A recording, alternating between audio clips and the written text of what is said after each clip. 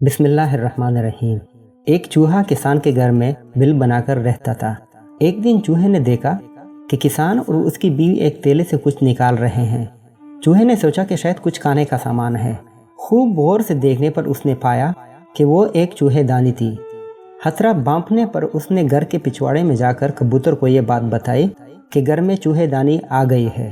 کبوتر نے مذاق اڑاتے ہوئے کہا کہ مجھے کیا، مجھے کون سا اس میں پھنسنا ہے۔ مایوس چوہا یہ بات مرغ کو بتانے گیا۔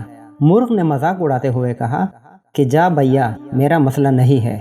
مایوس چوہے نے دیوار میں جا کر بکرے کو یہ بات بتائی اور بکرا ہنستے ہنستے لوٹ پوٹ ہونے لگا۔ اسی رات چوہے دانی میں کھٹک کی آواز آئی جس میں ایک زہریلا سانپ پھنس گیا تھا۔ اندھیرے میں اس کی دم کو چوہا سمجھ کر کسان کی بیوی نے اس کو نکالا اور سانپ نے اسے ڈس لیا۔ طبیعت بگڑنے پر کسان نے حکیم کو بلوایا۔ حکیم نے اسے کبوتر کا سوپ پلانے کا مشورہ دیا۔ کبوتر ابھی برتن میں ابل رہا تھا۔ خبر سن کر کسان کے کئی رشتہ دار ملنے آ پہنچے، جن کے کھانے کے انتظام کے لیے اگلے دن مرغ کو ذبح کیا گیا۔ کچھ دنوں کے بعد کسان کی بیوی مر گئی۔ جنازہ اور موت ضیافت میں بکرا ذبح کرنے کے علاوہ کوئی چارہ نہ تھا۔ چوہا دور جا چکا تھا، بہت دور۔ اگلی بار کوئی آپ کو اپنے مسئلے بتائے اور آپ کو لگے کہ یہ میرا مسئلہ نہیں ہے تو انتظار کیجیے اور دوبارہ سوچیں۔ ہم سب خطرے میں ہیں۔